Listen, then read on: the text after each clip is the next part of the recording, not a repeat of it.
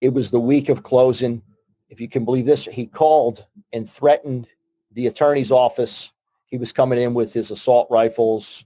Don't call the police. Don't do anything. I'm taking everybody out. I'm blowing up the place. So my son calls the attorney and he says, hey, listen, just so you know, I think we have a problem. Welcome to the Get Traction podcast. If you are ready to learn exactly what it takes to become a real estate entrepreneur, this is the show for you. With your host, founder of Traction Real Estate Mentors and president of the Traction Real Estate Investors Association, Tom Zeeb. Welcome back. Tom Zeeb here. Looking forward to sharing this week's episode with John Campbell. John is a student of mine operating in both New Jersey and South Carolina, and I'm super excited to share his story about how he's broken through and moving ahead massively, and how he's turned it into a family business with his kids as well. So without further ado, let's get into this conversation with John. John Campbell, welcome to the program. How are you? Great, Tom. Thanks for having me on. So, as you know, I'm a real estate investor here in the Cape May, New Jersey area. We also invest in Charleston, South Carolina. I have my sons kind of work in that market down there, and I bounce back between the two. But we work mostly South Jersey. And so thanks to you and your rapid cash generator workshop, it's been just the tips we've picked up there and just been applying. It's been amazing. We had a good year, believe it or not. I hear a lot of different things, but I think if you just stay focused and just do the work, you get the results. Yeah, it's amazing, right? You have a good year even through the COVID year. So tell me, it's been about a year and a half since we met, since you joined my program. What kind of deals have you been doing in that time, John? So we've done some rehabs, done some wholesale deals. We purchased a couple of rental properties, and we're getting ready to start our first new construction, which happened to come about through some deals we were looking at as wholesales. The one thing we learned is to have multiple exit strategies, figure out what works. Sometimes, a deal that looks like a deal may not be a deal for one strategy, but it is for another, So we've we passed on a couple because we weren't sure. And then, listen, we had to get a little more resourceful during these times. There's so much competition out there right now that just kind of had to attack things from a different angle. And we're doing some things that looks like it's going to work. And it's been working. And we're just, kind of feeling our way, but just keep applying the pressure. Awesome. Well, I want to talk more about competition in a minute, but let's break some of those deals down first. So at one point, you had emailed me in advance of here saying you were on track to hit the six-figure mark in about 8 months' time, 10 months' time? 10 months. Yep. So it was right at just about the end of the year. I think it was right before Christmas, actually. And we had some things lined up. We ended up closing out $192,000 for that first year. Nice. So, and it's funny. I kept hearing my sons, who are dying to get to a live event with you, and we promised to do that. And then, a couple of hurdles, but we're going to get there. So they heard me saying things, but they weren't really quite sure where it was coming from, And so I kept hearing find the deal, make the deal, close the deal. And the thing that I remember you saying is, you can go through those steps, but until you actually close it, you don't get paid. So Correct. The whole goal here is to get paid, right? And sounds simple enough, but, I think it would be easy to, you get the deal, you get it under contract and be like, oh, okay, let me put my feet up, let everybody else do the work. But we found, and I'm sure a lot of other people found, that that's not so.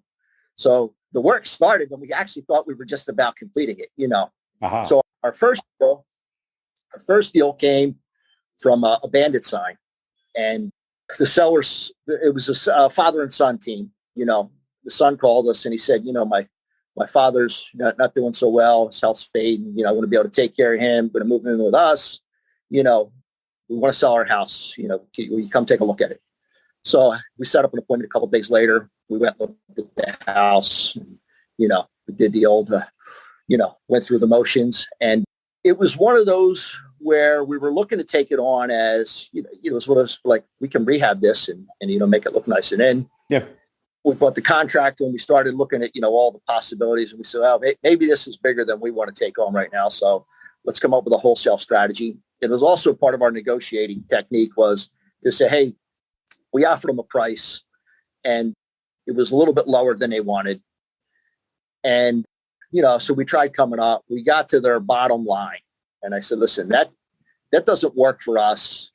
He said, let me talk with my dad. So they went through a couple more days, and they weren't going to budge. So I said, listen, we thought about it, and I said, that number doesn't work for us, with our strategy, but give us a little bit more time. We'll change our strategy. We can make it work, and we'll move this house for you.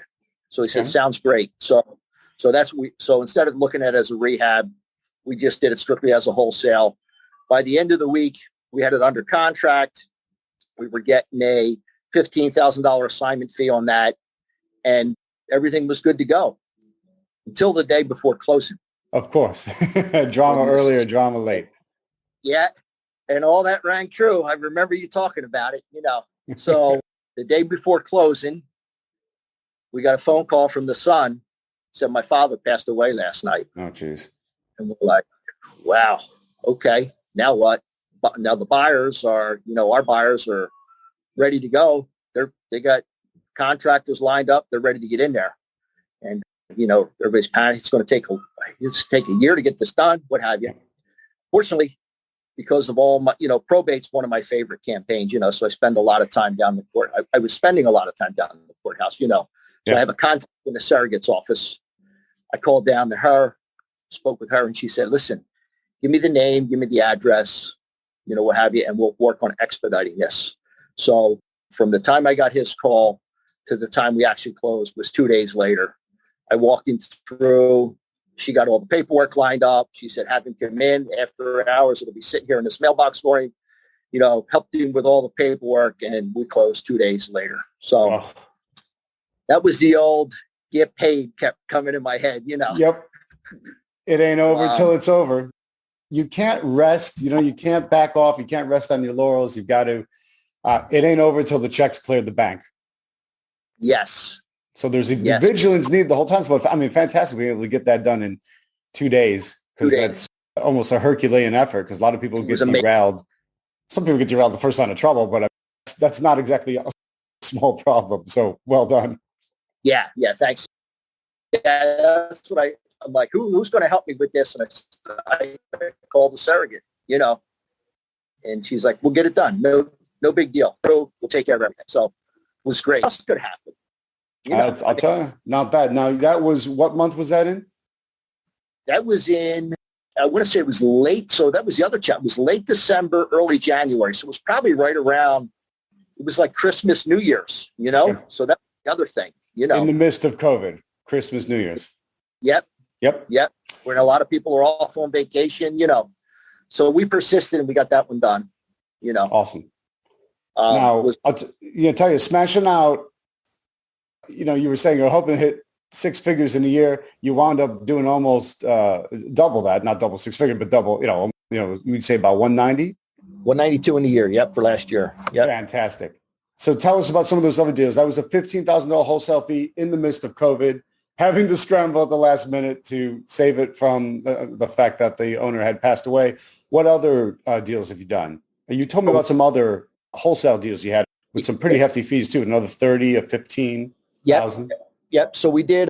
I'm trying to think on this one here. I got a call from one of our mailers, was absentee owner, and spoke with the seller. She said, hey, again, it was kind of an area that I wasn't, and it's funny, I was a little slow on the uptake on this one because it was an area that we weren't really looking to do too much investing in, And so during the conversation, I said, okay, listen, I'll take a look at this. We'll look at the numbers. I'll check the property out. And while we're doing it, do you have any other properties that you might be interested in selling? And she said, matter of fact, it happened to be, in a town not far from where I'm at now on the bay. So I had water views that had been, her property manager didn't winterize it one year. And so the pipes broke. And so the distress came, mold, the whole deal. And so I said, well, listen, we'll take a look at both of them. And we ended up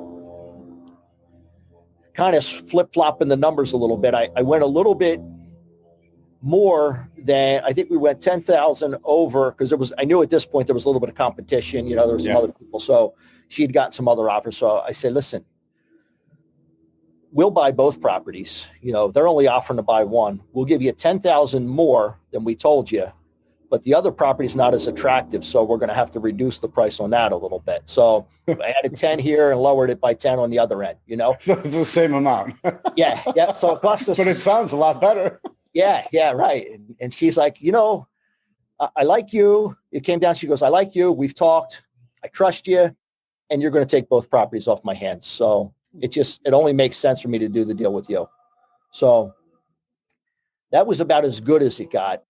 And so I heard that little voice again, find the deal, make the deal, close the deal. So the little Tom Z voice that just keeps going. I see you right here on my shoulder. I hope I'm on the angel side. Yeah, that's right. My sons are a little more intrigued now because they're like, here we go again. What's happening? So the lady ended up being a doctor. She was disabled. Okay. The one property it was her old doctor's office. She had an apartment upstairs. Okay. Doing some research, we found out that it was currently a duplex. We could turn it into a triplex. Okay. Set everything up, through the town. Everything was good. The place on the bay, we looked at, as, if you tore it down and built, that's all they're tearing them down and building monsters out there, So, yeah. So we had some good numbers for that. And we ended up closing on the one on the bay. We got we were looking for 25,000 on that. We ended up getting 22,000 on that assignment fee. And then the one that we weren't really interested in, we picked up another 15 on that one. So it was good, So you wholesale both, one for 15,000, one for 22,000 from the same seller that you got. You said, what was the source on her? That was an absentee owner mailer. There we go. So like I said, that was as easy as that one got. Getting that one to closing was so the doctor was disabled. She wasn't the best at answering the phone. It took us probably 30 days longer to get that deal done than we anticipated, 29, 30 days, somewhere in there.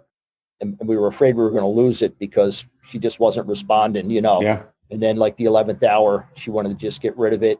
This one was interesting because she was supposed to have somebody clean the place out. She had some things in there that she wanted, and she wasn't willing to give it up until her things were out. She didn't know when somebody was going to come help her. So I said, don't worry about that. So my wife and I rented a U-Haul, went over, we cleaned the place out, delivered it, and closed the next day. And, I think that's worth moving some things and getting a U-Haul, right? Yeah. The legal term, that vacant and broom clean, they're supposed to deliver the property vacant and broom clean.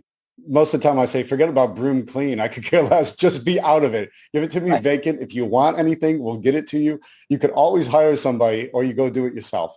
Just get the stuff out, tell them what it is and go, because who's going to move mountains more than you, right? You and your wife, you went and you got it done.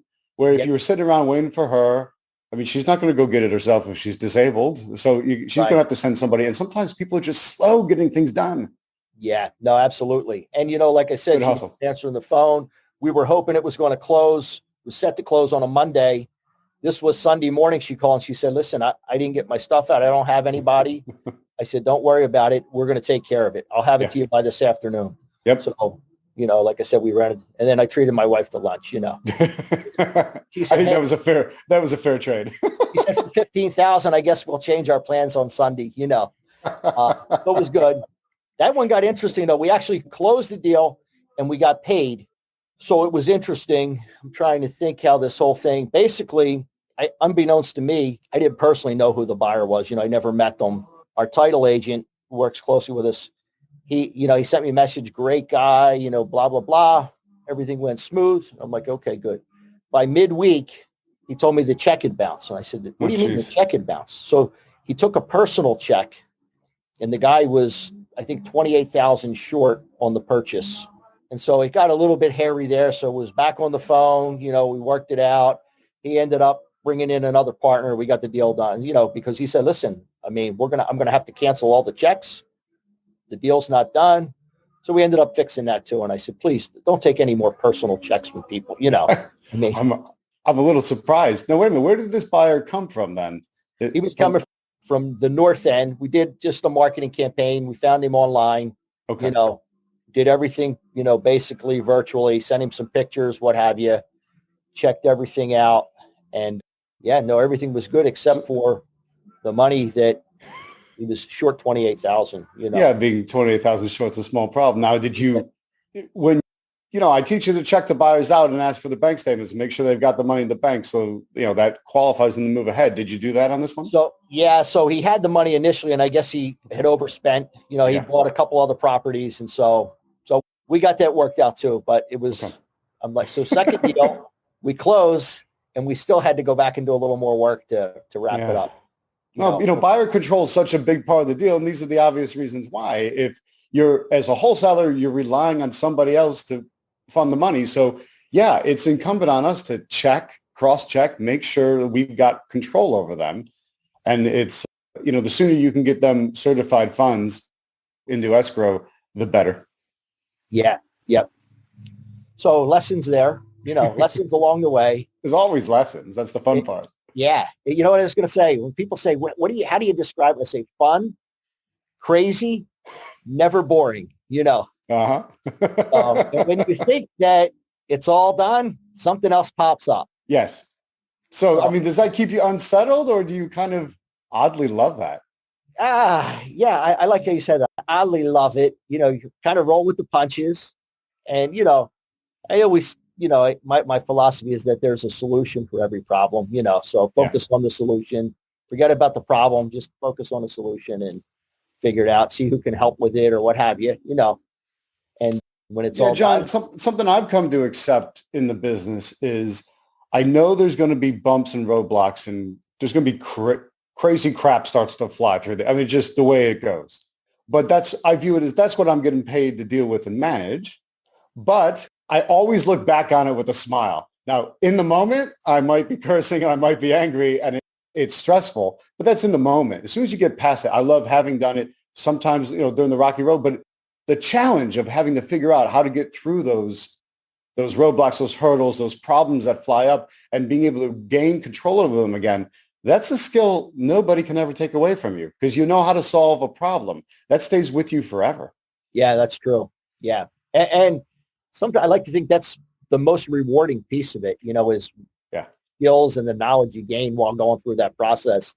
The money at the end is just kind of like the fruit, It's nice too, but going through that process and getting that experience and all has been like, I think the most rewarding part for us, Yeah. Because you almost get the attitude like, all right, come on, let's see what they could throw at me this time. What's it going to be now? And then, whatever it is, you're going to overcome it. And then, cash a rather substantial check. Yeah. Yep. So I got another one for you. I think people are going to say, this guy's making this stuff up. This doesn't really happen. And I'm waiting for the one that comes that's just, nice and smooth. I don't know if there is such a thing. We found a distressed, motivated seller in South Carolina on a property. It's a pre-foreclosure deal, went out, sent out one of the letters, for the pre-foreclosure, targeting the pre-foreclosures. And everything was smooth as can be. We locked him in on a price. I think we figured the assignment fee was going to be about $27,000. Everything was going good. And in the meantime, from the time we got it under contract and we started marketing it, it was right about, I'm trying to think now, I think it was probably middle to end of February when we started, talking with him. And, the market was turning, everybody was coming in with cash over asking on every deal, it was definitely seller's market at that point, and so calls and says, so my son was helping on this one because he's down in South Carolina. He was doing most of the, the talking and the back and forth with the seller. So he reached out for me. He said, we have a problem on this deal. And I said, what's going on? He said, a realtor reached out to him and said, how much are they going to give you? I'll put it on, I'll have it sold 50,000 more than that in no time. Yep. So I said, you told him we have a contract, right? He said, I went through that with him. I told him, we're good. We're closing on this. The date's set. Everything's prepared. We'll see you at closing, basically. And there was some pushback and what have you.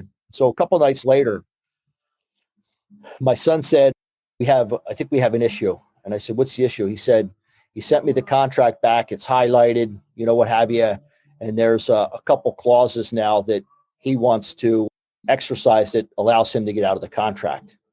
So I remember the classroom discussions. You've tried it everywhere, right? And so I said, send me a copy of the contract that he sent you. So I start reading it. And, I looked at the highlighted areas and it wasn't. And I said, this isn't the contract we use.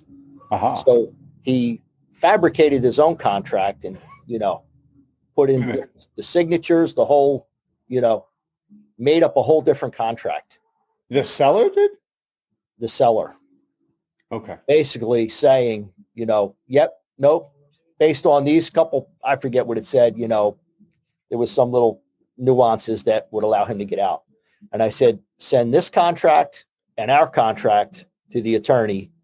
Let him review it. So he said, yeah, they're clearly two different contracts. This guy, you got him, and tell him we're closing. The nice thing, South Carolina, so the attorneys are the closing, they do the title work, they do it all. So he's like, tell him we'll see him, on closing. So basically we go through that. He hires an attorney. His attorney calls our attorney and says, I told him he's screwed. He's got to close, So this guy wasn't happy. He's getting agitated. The longer it goes, we find out the more distressed he's becoming. He's going through a divorce. He's losing everything. His wife was giving him a hard time on the sale price of the house. So along the way, we find out that there were a couple of other liens that cropped up, after we'd gotten it under contract. So it was the week of closing.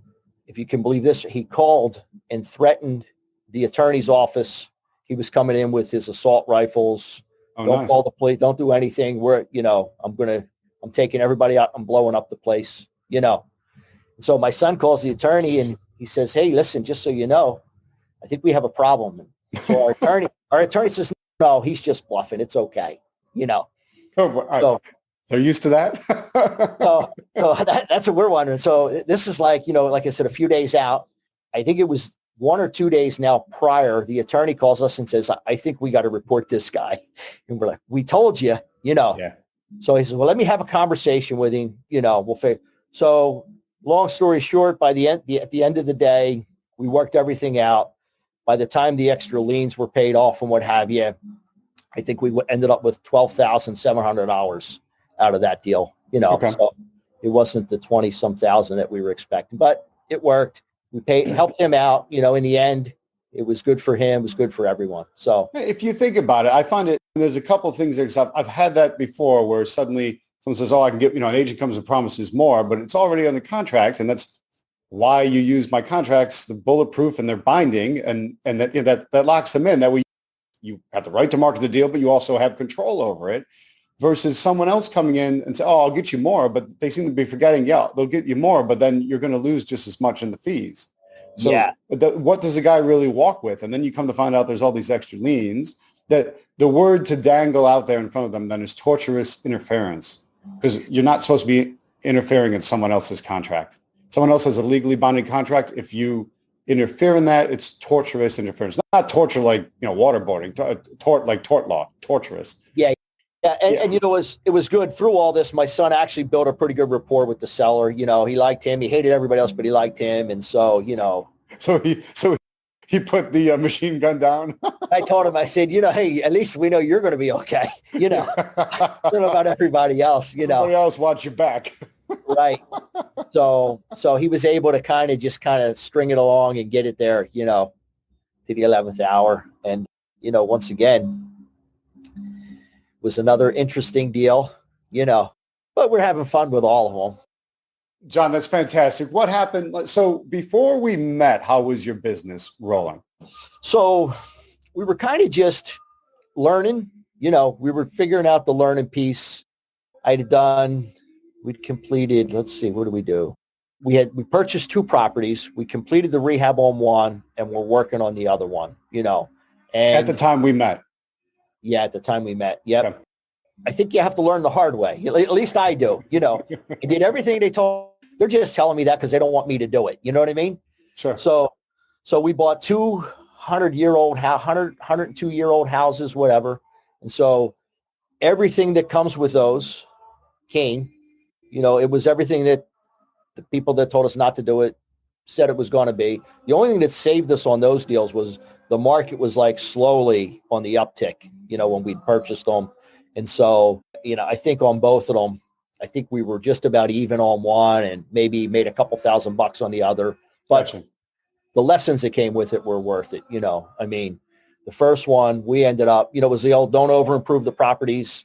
And so the city we were in at the time said, listen, you don't have a driveway. And I said, none of these places have driveways. And they said, well, we actually put a new ordinance into place that any properties that sell now have to have driveways. So I said, that's fine. I'll put a stone driveway. And they said, no, it has to be either blacktop, concrete, what have you. And I said, okay. So we blacktopped that driveway, ended up, the pipes were all shot, for the water pipes, the sewer pipes from the street to the house. We'd completely put all new piping in the house, but it was from the, we had to dig up eventually we had to dig up the yard to the street, all the connections, everything, we'd done it all. So I don't know, there were balloon construction. So there were some other challenges that came with that to bring everything up to code, but we got through that. Like I said, every one was unique. There were things there we hadn't anticipated. And we always say, now we're like, I don't know if there's anything that we haven't dealt with at this point, but something will come up. I'm confident in that, Well, it's pretty good. I mean, you got machine gun sellers and stuff. So I don't know if it's right. Everything might be a little gentler.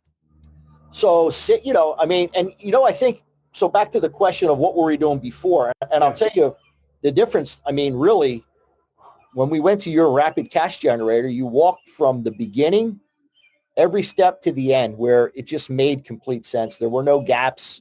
It was like, okay, I'm here. How do I get here? Right. So you filled in all those gaps, simple, duplicatable, and you just walk through the process. Basically, like I said, I use that to show my sons and, they're enjoying every minute of it. And so that piece of, like I said, finding the deal and getting it through to the close was key. Okay. Probably without those couple days in that training with you, who knows if we'd have, closed any of those. I don't know.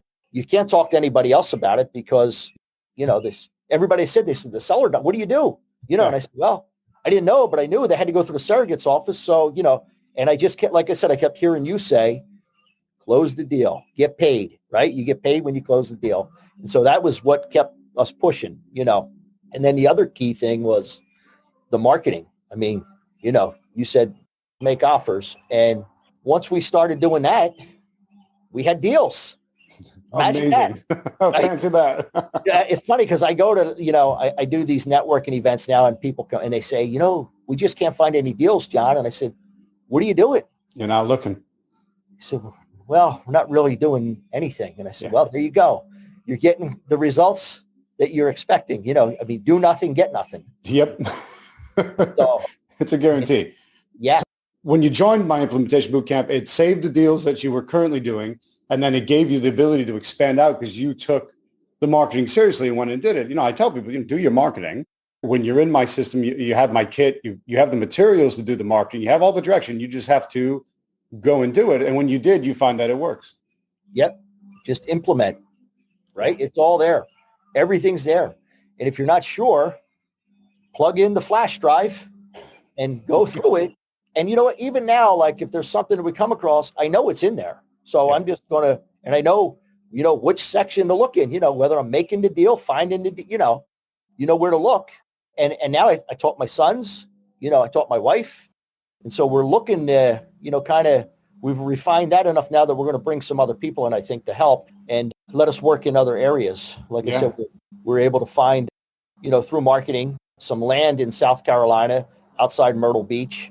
And we were looking at that as a wholesale. And just through other networking events and connecting with people, we met a real high quality builder through another contact who's become a friend, and so this guy's a machine. He's pumping new houses out every 64 days, Nice. So he reached out. He's like, listen, we can do this, but why don't we just partner on the deal? You guys lock the land down. I'll build the houses and we'll split the profits in the end. And I'm like, Yeah.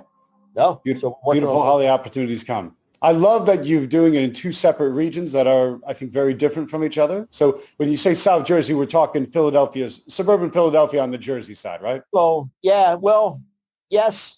I mean, we're an hour and a half from Philadelphia. I mean, we're at the bottom tip of South, of New Jersey, Cape May. So we do most of our stuff here, Cape May and Atlantic County. Gotcha. You have all the barrier islands, the beach shore towns. And then, we're close enough to the city. And actually, that's a great, source of buyers for us. Sure. We have, people leaving, especially now, right? Leaving the cities and. Yep. Going to cool places on the beach. And I love that you make it into a family business as well. When we have live events coming up soon, it'd be great to meet your sons. Yeah, no, looking forward to it, as are we.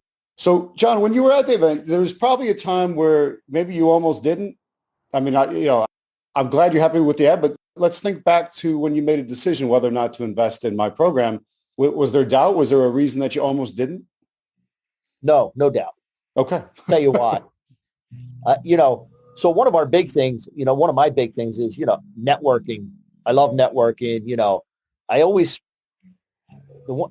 don't know where I got it from, but I know if I'm sitting in my house, I'm not going to meet anybody, and nothing's going to. I'm not going to. Nothing changes. They say nothing changes, and so you come home every night. You sit in the house. You're missing? God knows how many opportunities to meet people, make contacts. Maybe find deals, and so I think that when I first met you, you were in our region for most of the week.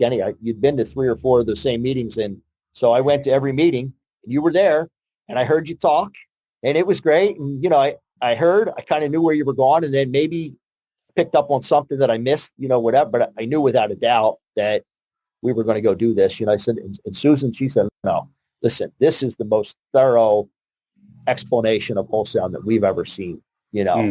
So we were in. There was no doubt. Matter of fact, the Saturday morning presentation, we made sure that we were out there first because we didn't want to miss the at all.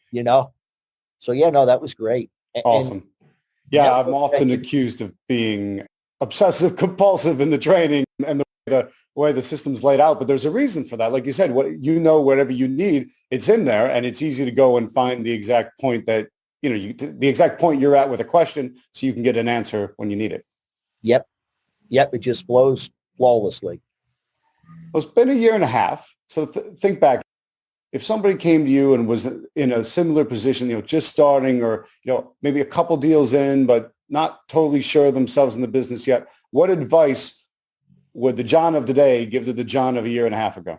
So always be out there networking, always be marketing, always be learning, and always implement. The people you meet are going to help bring deals, or they're going to fill a part of the team, or they're going to lead you to somebody else to help you fill the void you're looking for. I mean, my sons tell me today, they're like, they do a lot of the traveling with me. We were out in Arizona a few weeks ago meeting real estate investors, and people come in from all over the country anyhow, to these events. And sometimes in Jersey, I go up to North Jersey, and we get a lot of people from New York, Connecticut, met people from California. So you never know who you're going to meet when you go out to these things, but and how many times you say, I'm tired, or I'm just going to stay home tonight. And then you meet somebody that maybe fills one of those voids, and you look and you say, man, if I didn't go out, then miss this, And so that's my thing. I'm afraid of missing stuff. I want to be out, and I like to be sharing and doing what I can, to offer some value. But also, I think that's the nice thing is now you get a good core of, people, and everybody helps everybody. Everybody leans on each other. You get the support you need. You know what I mean? When times get tough, there's no thought of ever quitting because, you've kind of formed a team. You know what I mean? And I think that's the key for people is just, and you know what? Be careful who you surround yourself with, I think is the biggest thing, Yeah. I mean, they're either going to build you up or tear you down. Yeah. And if you're talking to people that aren't doing real estate, they don't have a clue what you're talking about. So the only shot you're getting from them is they're knocking you down, Yeah. I'll tell you, it's hard for people because, do you have to, Tom, do I have to completely get rid of my friends and family? No, you don't have to get rid of them, but maybe don't talk about your business with them. They don't get it. And it almost instinctively go to a negative state about it. So just ignore them, focus on what you want to focus on. That's why it's important to be surrounded, like you said, be surrounded by people that get what you're doing. Never let you heard there's the old saying about never let anyone who's not done what you want to do talk you out of it, but anyone who has, that they're the only ones allowed to talk you out of it. So basically, unless you're talking with other real estate entrepreneurs, they can't talk you out of it. Only let fellow real estate entrepreneurs talk you out of it. And I highly doubt that they will. Yeah, right. Matter of fact, now that I think we were talking one up, you likened it to a GPS, the GPS doesn't know where it's going until you put it in the first time, You got to give it a destination. Then it'll figure out the way. Right.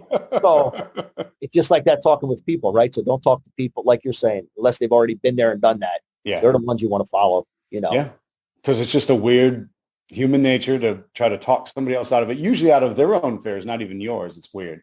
So John, what would you say, what's the single biggest thing that changed? I would say probably the biggest thing was my mindset, just reprogramming, I don't even know if reprogram is just always learning, like I said, that surrounding, we've gotten so busy now that I spend most of my time with my family, which is who I want to spend my time with anyhow, I talk to my sons, not like they're almost 800 miles from here. They both live in Charleston, but not only do we talk every day, we talk several times a day. It's almost like they're still here, because we're talking about the business, and different things. And, one of them will take a phone call on this. So our mind we're just always focused on, and this is the biggest shift for me, I think, was that we always, I shouldn't say always, 90% of the time we're focused on, like real estate or businesses or talking to people that have the same interests. And it's really boring when you get around people now that they don't know what and I get it. They're probably bored talking to me too. They don't get it. And so, I realize there's only so many minutes in a day. How am I going to spend them and who am I going to spend them with? Yeah. So we've kind of limited, like I said, I got the old friend that calls for lunch, and not that I don't talk to him, but hey, listen, I'm kind of tied up, maybe we'll make this happen, because we're working in two different directions, and I think maybe the realization that that's maybe what took a little bit so long too, to get everything moving. And because like you said, the naysayers are there, and the ones that aren't, they just don't want to see you do well because they don't want you to leave them behind, Yeah. That's the old, you've heard the crabs in the bucket analogy before. Right. Crabs in the bucket, the ones on the top try to get out, the ones underneath have no idea what's happening, but they don't want them to go, and they grab on and hold tight. That's one of my favorite analogies, right? Because we're here at the shore. Yeah, on the beach. Crabs, we love eating crabs. And so it's the days of, putting the crabs in the pot. The other ones are pulling them in, Yep. So, that's one of my favorite analogies. And you know what? It's gotten to the point where my son's the same thing. Like, we talk all day about real estate. My son, another deal we're working on right now. It's another thing we learned at one of the events was just a different take. My son was driving, he was actually on his way to the beach down there in Charleston. And so they take a different route, right? Yep. I'll drive the same roads. It took a different route, That sounds very familiar. Yeah. We talked about that in your class. And he was driving one day, and great piece of property. It's on the street of the beach, but it's across the street. It's not, it's not the one that sits on the beach, but across the street. And he said the house was dilapidated, obviously unoccupied. So he took the address down, the old drive, and went, enjoyed the beach, skip traced the number when he came home, and talked to the guy owns several of these properties. And he said, listen, I'm just really sitting on for the land value. I know what I have, and, make me an offer. I don't want to deal with real estate agents, right? We've heard that before. Yep. And he said, but, this is what I'd like to get. If you can make it work, then I'll sell it to you. So he called me, he was all excited. And one of the other things we learned, we were thinking about it. We're still working on the numbers, trying to, tie down, because the plan would be to tear it down and build a new house. And we just want to make sure we have the ARV right. And, so, but I said, listen, call him up. And, we got some preliminary numbers, and we think we can give him the number he wants. And I said, but tell him this, I said, we'll give you the price that you want if you can give us the terms that we need. And the deal is he's only sitting there. The property's doing nothing anyhow. He's paying taxes on it. So I think we have him talked into holding the property. We'll come up with a document that says, we're partners on this. He'll give us the land. We'll build the house. When it sells, we'll give him his money, and then we'll walk with our money, Yep. And I think that's going to work. And then, like I said, he's got a couple others. So we're going to tackle this one and then maybe, partner with him, down the road. But when you sit in the house, you miss all these opportunities, Yeah, you got to get out and do something. Everything's real estate, Tom. That's, I we like that. Stay focused, you know what I mean? And so no matter what we're doing, we're talking about real estate. And, you get people come in, you meet people that want to get rid of properties or, they need money. I mean, everything revolves around a place to live, place to, whether you're buying it, selling it, you need money for it, So it all fits. And I love it. I get up every day, every day. I don't even know what day it is anymore half the time. We just almost like lifestyle by design at this point, That's a big piece of the puzzle. And I'll tell you what's been interesting, John, during COVID is how many people have gotten a taste of an entrepreneurial lifestyle, but they're not entrepreneurs, but they still want the lifestyle and they don't want to go back to the office. But well, folks, if you want to lock that in, you've got to make it happen on your own. And real estate's a perfect spot for that. There's other options, but I think you'll agree with me. Real estate's the best way of doing it. Yeah, I agree.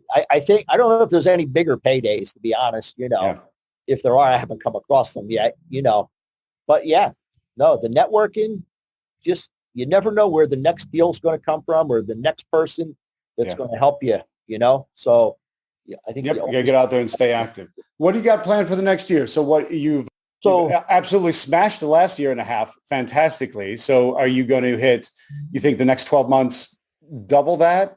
Make about the same? Our goal is to, just to be honest, listen, if we miss it, that'll be okay. But that's our goal. We have, right now, I'm trying to think, we're working on this, and it all came from marketing and, like I said, just we had the wholesale mindset going in, but we've kind of just broadened that to see whatever works. And so you've got options now for exit strategies. So wholesale, great. Rehab, great. Buy and hold, great. Again, different people depending where you're at, but you're at the point now where any of the exit strategies open up to you. Yeah. Yep. We have a couple deals we're working on right now. It could be a wholesale or a, rehab. We have to get, and most of them, so most of our deals we either get through probate, which is my absolute favorite, Mm-hmm. I think, and almost it goes hand in hand, at least for me in this area, absentee owner, right? Because usually it's the kids that inherit it and they already have their own home and some of them can't afford, to pay for that, much less the house that mom and dad left them or mom or dad, whoever, with all the bills that come with that and the distress situation, right? So I find that those to be, the most profitable. And then, because, one, you don't have to worry about people moving out, they're already out and all they're looking for, they're happy to get a little bit of cash, but they're just happy to not be paying for it. It's a liability for them at this point, right? Yeah. So you're relieving the burden of even having to deal with it. That's the biggest payout to them, more so than the cash. Yep. Nope. You're right. And then the absentee owners, are great. Those are our two biggest, I think, are, and never mind out of state absentee owners, better. That's even, that's right behind probates for me, because, one of the deals we did was the sister lived in Philadelphia and the other sister was from North Carolina. Nobody was traveling, I met with them a couple times. It was the old, we're not ready yet. We still have some things we want to get out of there. And I'm like, that's fine. We're not in a hurry. It was that's the benefit of doing business with us, And so it ended up within like 6 weeks, they came down. We got it under contract, renovated it, sold it. And I think we made just over 92,000 on that, Fantastic. So it's great. We're having fun. So next year we have, from now moving forward, we're looking at finalizing some contracts on 28 new builds in the just out Myrtle Beach areas, outside Myrtle Beach in South Carolina. couple properties outside of Charleston. One was the one I was telling you about with the tear down. And then we're working on, like I said, a couple here that are probates, just waiting to kind of catch up with. We spoke with the seller. He has a job where he's on the water a couple weeks. So once he gets back, we'll meet. We'll work on the contract on that. And yeah, just gotcha. You're working my two favorite lists, absentee owners and probates. Were you working those before you met me? I wasn't really working a whole lot of anything, Gotcha. Bandit signs, I shouldn't say. So, and I'm glad you brought that up. So we were the people that were sending out here's a probate. Let's send the letter out. And that was it.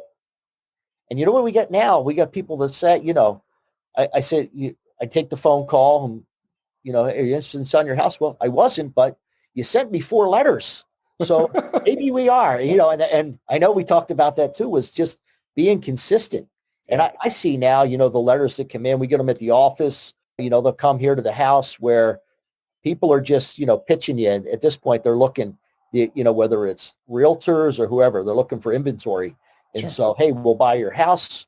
But I never get more than one from the same person. Ain't that amazing? You never get more than one. And so, I stress the multiply factor, that multiplication effect, the repetition. And, someone gets 4 from you, they go, oh, this guy's serious. He's actually in business. It happens all the time. Yep. And so I'm always trying to, push my students.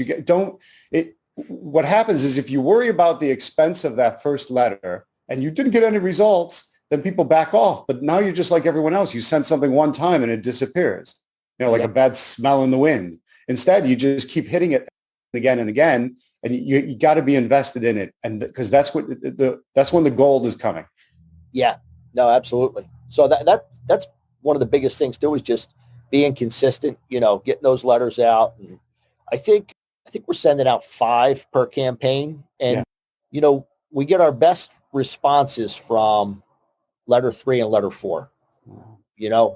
After that, if they haven't answered by the time we send the 5th one out, not really too much results from, we've kind of filtered through the list. And so the sweet spot for us has been like number 3 and number 4. Okay. To the point now where we can almost predict it. It's like, okay, we'll get a couple calls, the first 1 or 2 that, stop bothering me, what have you. But the deals come in on the 3rd and 4th letter. Yes. Yeah. So it's interesting. You got to wait. There's some patience to wait for the 3rd and 4th round. And how far spread out? The 3rd and 4th round come, how long? It's about 14 to 15 days. Yeah, you're moving them fast, so you still have to wait.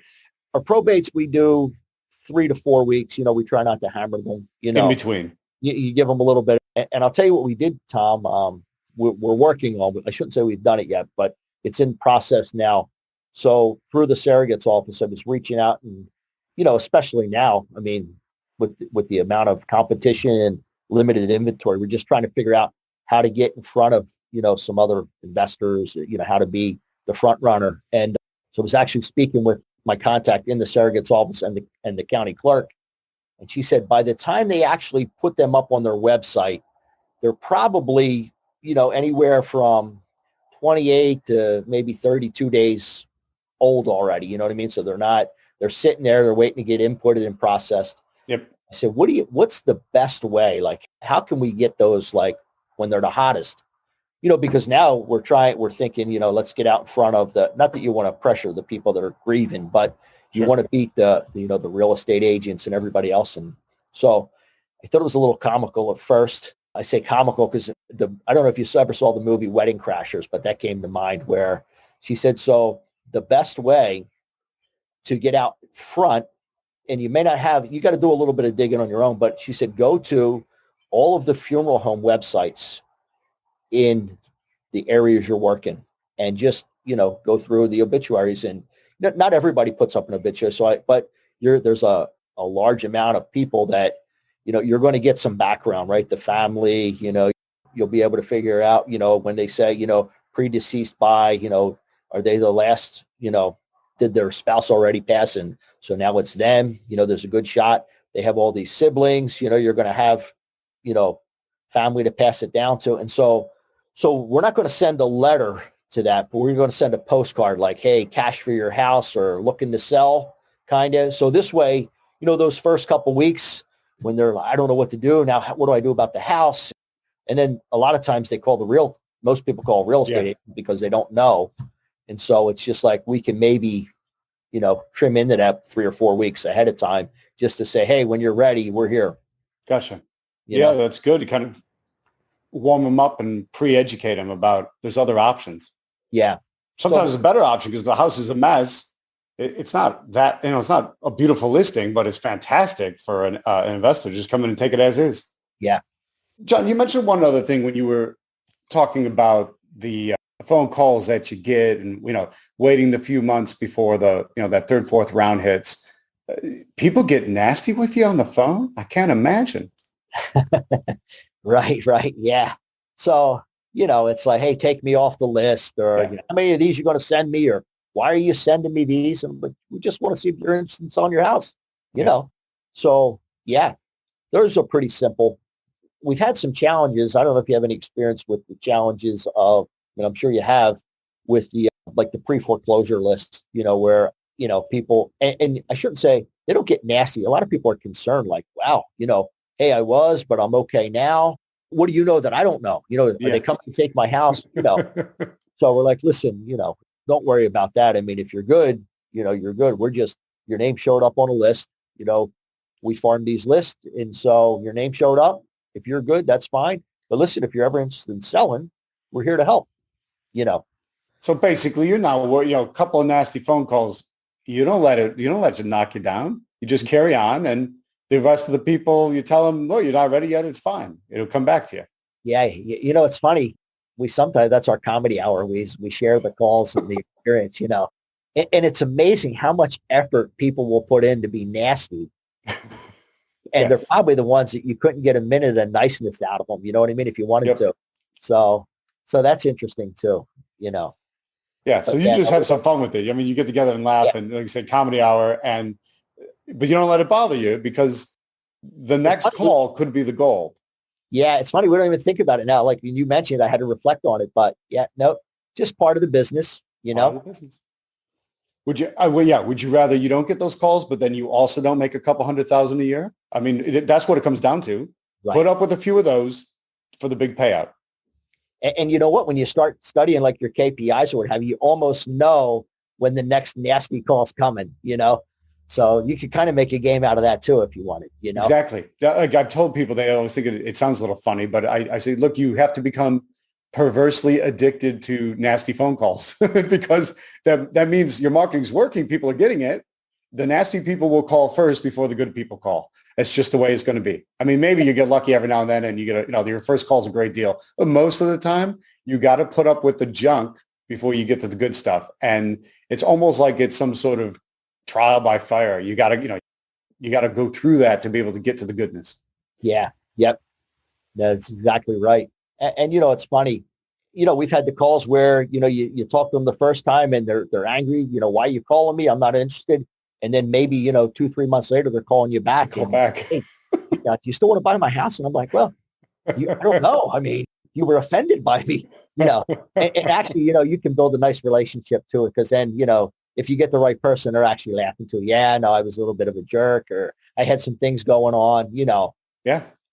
And I tell my sons, I'm like, you know what? It's never about you. It's always about them. And whether you're making the deal or you're dealing with them, as you're going through it, negotiating, it's whatever is bothering them. It's the stress that, is what's causing their actions.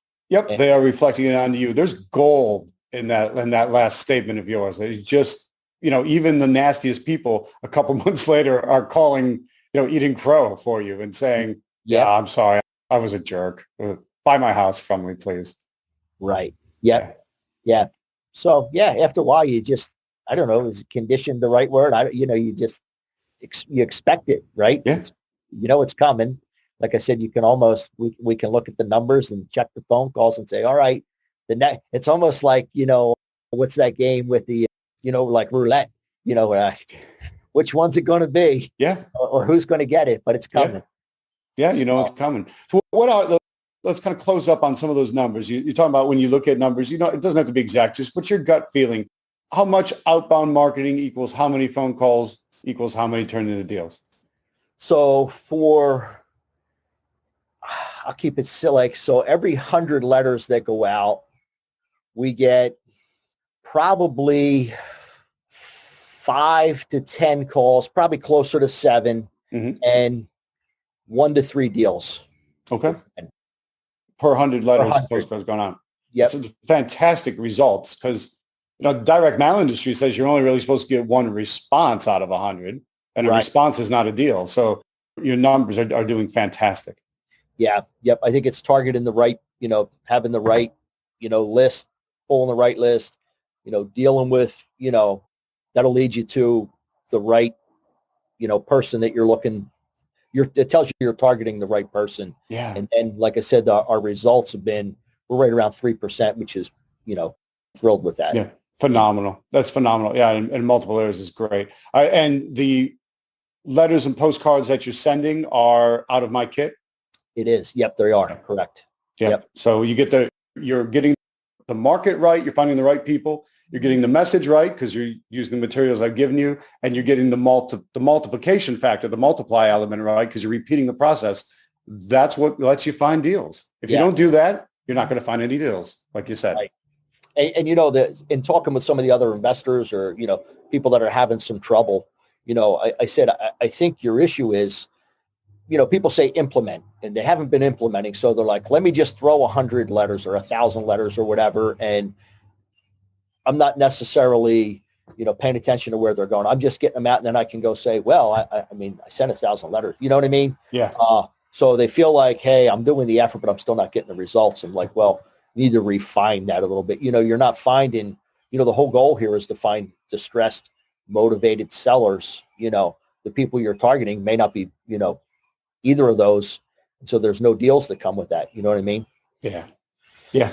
Amazing. Well, John, super happy for you. Super psyched for your next upcoming year. I want to thank you for a great interview. Thank you for your candor. I think the amount of detail, people need to listen to this episode a few times to be able to absorb all that and really let that sink in. So it's fantastic. Thanks, Tom. Thanks for asking me to do this. And it's great connecting with you again. And listen, we can't thank you and Carolina enough for what you've done for us. You guys are tops in our books. And, attending that workshop, meeting you, attending the workshop was the best thing we've ever done. So I'm super glad to hear it. John, take care. Say hi to the whole family, and we'll look forward to seeing you soon. Yep. Thanks, Tom. Have a good one. Thanks for listening. Your next step is to visit gettractionpodcast.com. Happy wholesaling.